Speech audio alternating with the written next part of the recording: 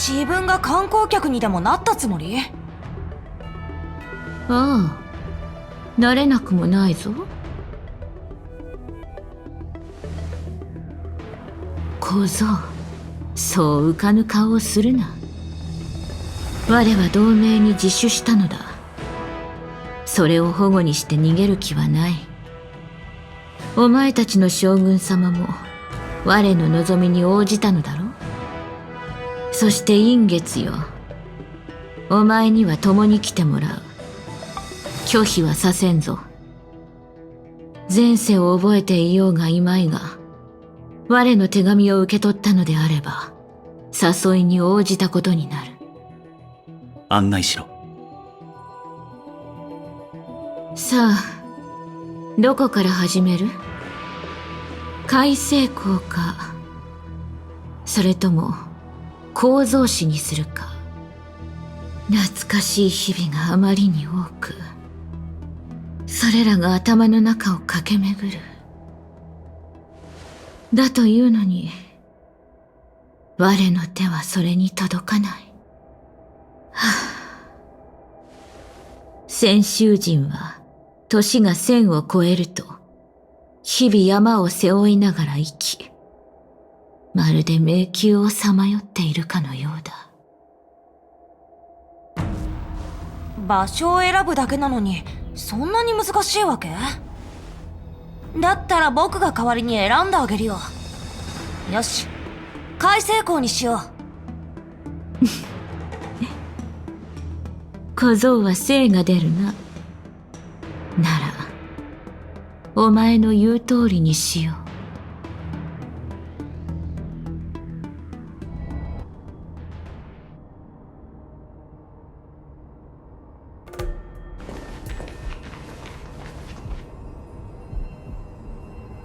精査が見たいなら玉海門にたくさんあるでしょ。顔を上げれば見られるっていうのに、なんでわざわざ開成校まで？小僧、古族の飛行士で白樹なる名を聞いたことはあるか？白樹聞いたことあるような。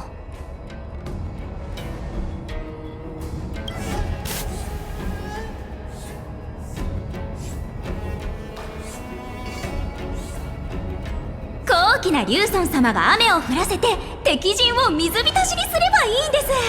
私たちみたいな引き立て役は空の上から見てましょう。いいですね。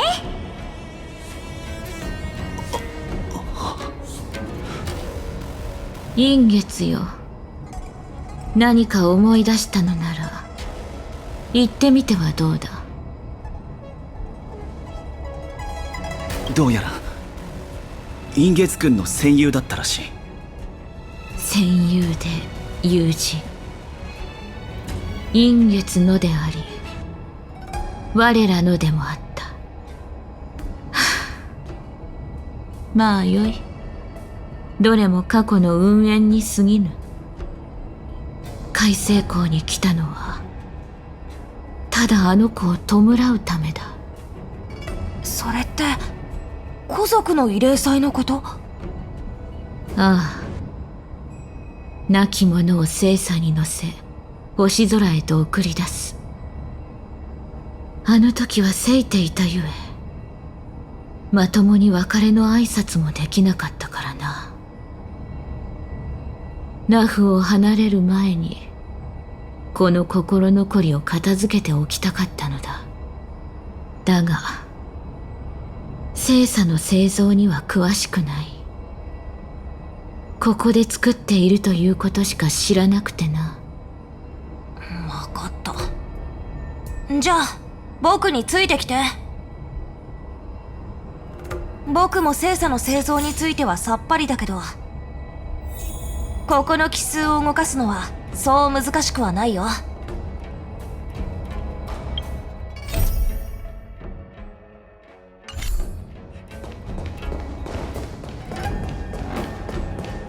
正確な邪推がまだ残ってる。気をつけて。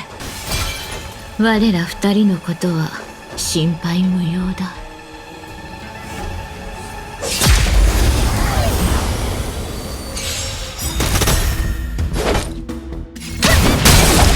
取るに足らぬ。月光をするにとす。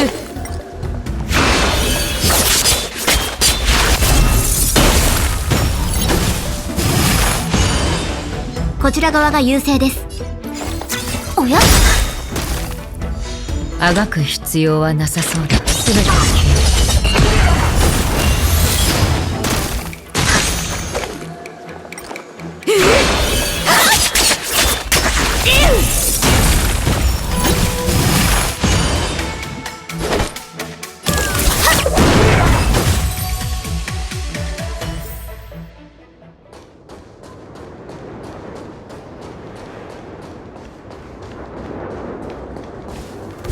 情熱変身。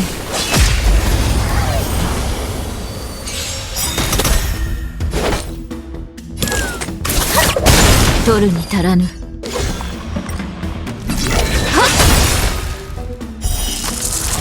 月光をするにとせん。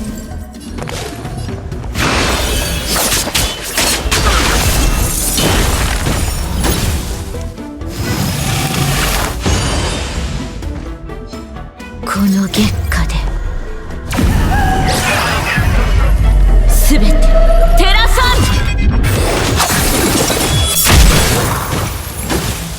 ん。こちら側が優勢です。まだ立ち上がりますか？出発の時間だ。涙雨降れては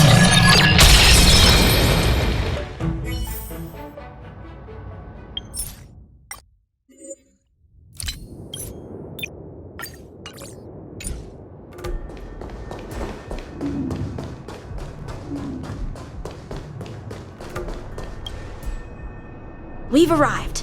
All ship production in Stargazer Navalia starts here. Just enter the command into the device. The vessel used to cultivate starskiff seeds will be activated, and a ship will appear in the skyport soon after. I remember now. I've seen Bai Hung's name in books before. You like to read? I couldn't tell. Hey, I don't read much, but the General forced me to finish a bunch of ancient volumes during my training. I remember one called Views of the Universe from a Starskiff. The author's name was Bai Hung. That's right. Bai Hung was the one who wrote that travelogue.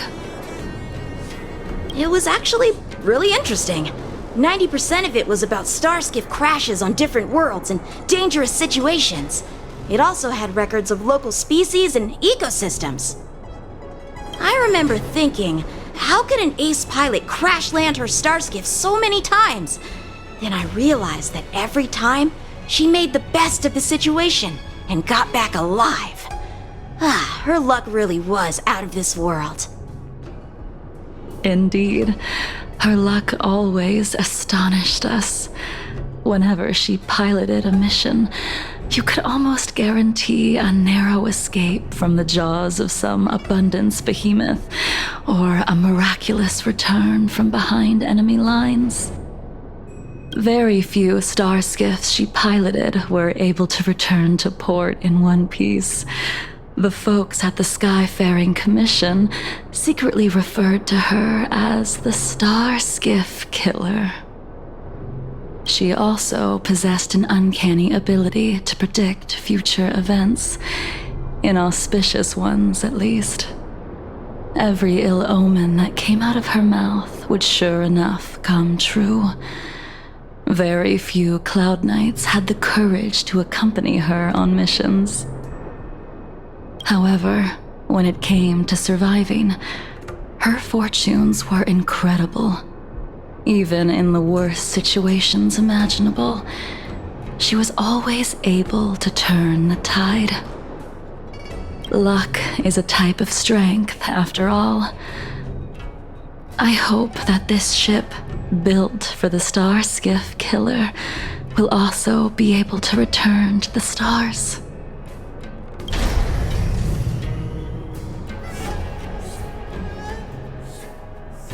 Ha! That'll do it.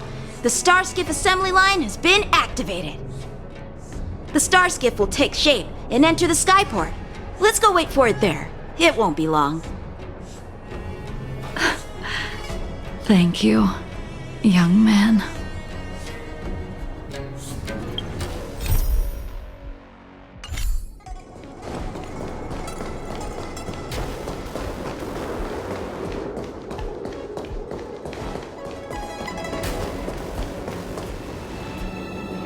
See, the star skiff is complete. After being away from the Luofu for so long, I can finally say farewell to you. So, what happened to Baiheng in the end? In the end, I do not think the details are necessary. We are here today to commemorate her. Imbibitor Lunay, do you still remember the battle against Shu Hu?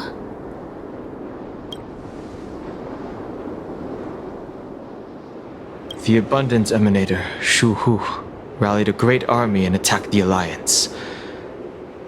I read about it in the Shackling prison. You seem to be interested in learning about your past life. Still, all of that was erased. After Shu Hu attacked the borders, he disappeared without a trace. There are no records of his remains either. Let me refresh your memory.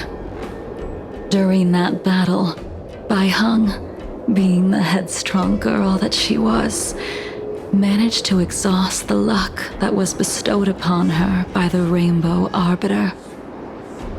She charged ahead and shattered the enemy's defenses, allowing the Xianzhou soldiers to break through Shu Hu's sanguinary abyss and awaken you from your dragon's delirium. She was not able to walk out of that fight. We all shoulder a debt that we will never be able to repay. For the Cloud Knights, giving up one's life on the battlefield is an honor. But that wasn't something you believed in, Imbibitor Lunay. You couldn't accept that Baiheng was gone. Instead of leaving her to eternal rest, you decided to... You made a mistake that can never be undone.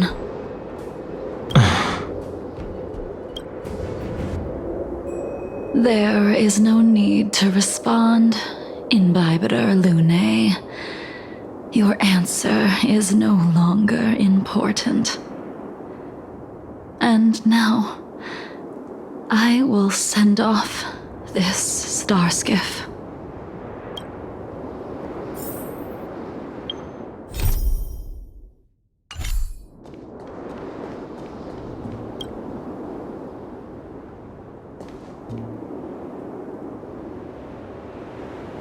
Baiheng, I've brought your flagon. This was a gift handmade by him, though he never got the chance to give it to you in person. I'm sorry it took so long for me to find it. Only by bringing it to you will my nightmares be calmed.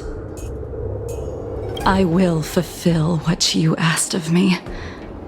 I will keep my word, even if it requires me to cut down the stars in the sky.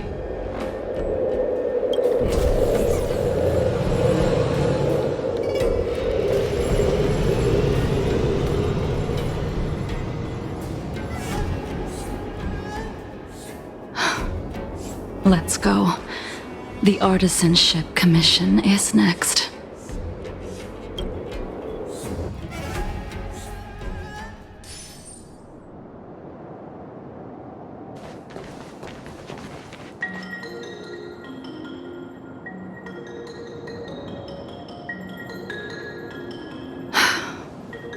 Since the Arbor's resurrection, the land has been crawling with abominations. Even the Artisanship Commission's prized creation furnace is hanging on by a thread. The crisis happened too suddenly. All the craftsmen and apprentices fled. Only a single master craftsman was left to hold the line until reinforcements arrived. That's how the creation furnace was saved. Interesting. Stubborn beyond valuing his own life. That reminds me of an extremely arrogant acquaintance. If he were to see the chaos of the Artisanship Commission today, he would burst into laughter at the Xianzhou's incompetence. What's that supposed to mean? What's wrong with saving your own life and waiting for the Cloud Knights to arrive? And yet where were the Cloud Knights when danger was at the door? From what I heard, it was a group of Outworlders that came to the rescue. The Luofu's delves are big places. Besides, some of the troops were deployed to the Yao Qing's campaign. The Cloud Knights were spread thin. It was impossible to guard everywhere at once. Young man, why don't we continue our previous contest? Show me whether the sword techniques you are so proud of have improved. You just want me to do all the work. You think I'm gonna grant endless requests for a criminal? You go on ahead this time. We'll meet up at the creation furnace. Why did you send him away? It is of no importance. But you and I haven't had a decent contest in ages. I don't plan on fighting. I'm not asking you to point your spear at me. Could it be that the abominations here aren't enough to motivate you?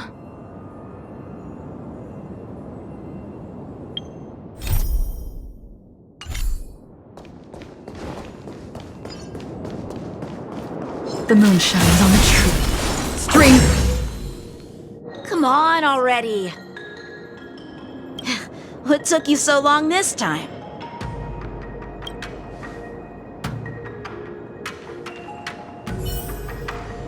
Don't get anxious, Imbibitor Lunae. We have all the time in the world.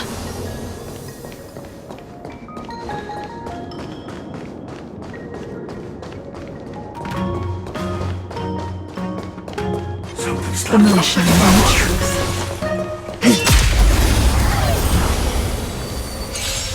This spear still recognizes you as its master. Imbibitor Lunae, do you know who crafted it for you? It's been with me ever since my exile. I don't remember when I started wielding it. Fleeting light, roaring flood. A blade of moonlight.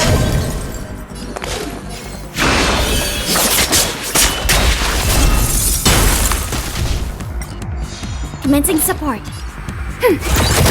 Free will, or was it fate? Enemy data set net markers activate. Time for a good old counterattack. I weep for the departed. It too shall fall. Destined for oblivion.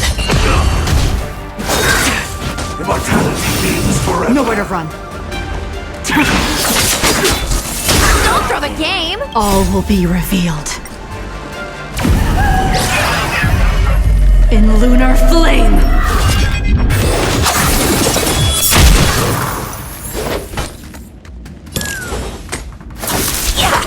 Immortality.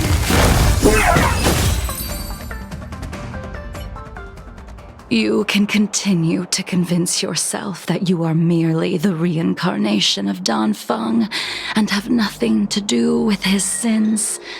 And you can keep insisting that you have forgotten everything.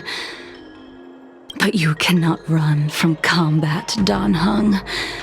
Your spearmanship is identical to Imbibitor Lunae's. Combat is like smelting. purging the impurities with burning flames and exposing a person's true nature. Those are the words of the one who made Cloudpiercer for you. Do you remember? Out of all of us, you were the closest to him. It was strange, really, to see someone so arrogant get along with someone so proud.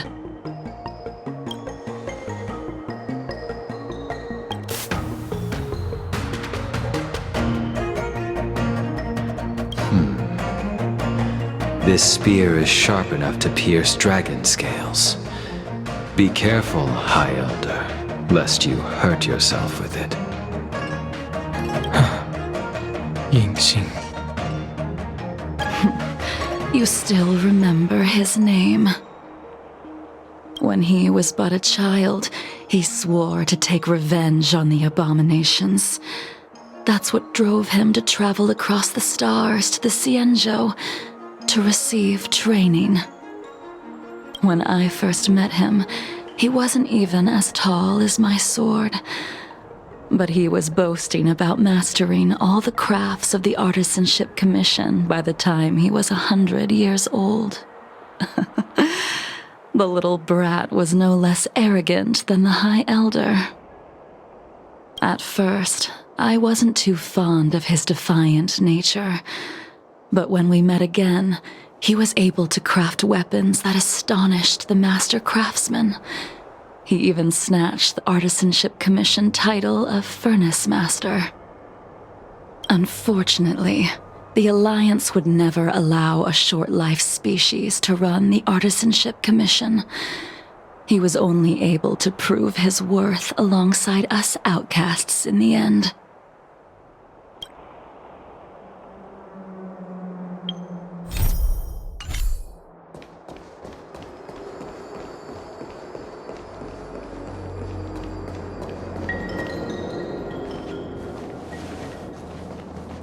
You didn't go easy just so I would get here first, did you?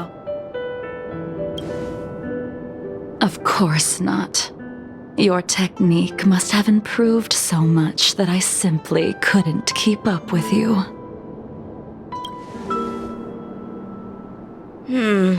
So, are we here to commemorate your short-life species friend? Eavesdropping is a bad habit. Besides, when did I ever say he was no longer in this world? Even the cryocapsules wouldn't be able to extend the life expectancy of a short-life species for long. If he is still alive, he must be ancient. He transformed into a long-life species? Correct. Such are the twists of destiny. Some people are born with unparalleled foresight and exceptional intelligence, but make the most ill-advised choices at destiny's crossroads. As smart as he was, he made the foolish attempt to use the flesh of the Abundance Emanator to aid in Bibiter Lunae in resurrecting his deceased companion. His stupidity turned him into a monster, cursed with immortality. His soul was shattered and became the evil that he hated most. The irony. For an old friend, you don't seem to have that much pity. I gave him a second chance. Does that not count?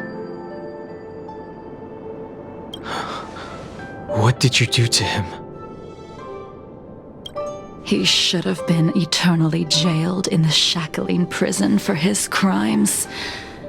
But I gave him a different kind of freedom. I took the shell that once held his soul and passed my sword techniques on to him. I let him die 100 deaths to remind him of the karma of his previous life. Afterward, I heard he was reborn, and even gave himself a name. We've idled too long. Let's head to the Alchemy Commission.